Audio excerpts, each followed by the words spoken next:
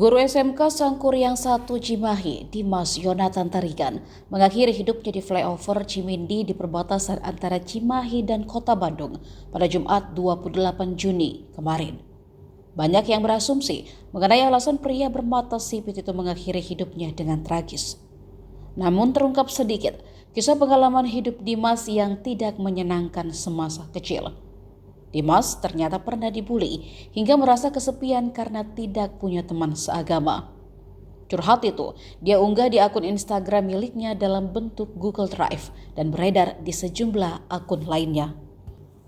Dalam curhatannya, Dimas cerita tentang kehidupan sejak kecil hingga masa kuliah, tentang bagaimana ia mendapat tindakan bully dari SD hingga SMP, dan bagaimana ia merasakan masa SMA-nya yang paling membuatnya bersyukur.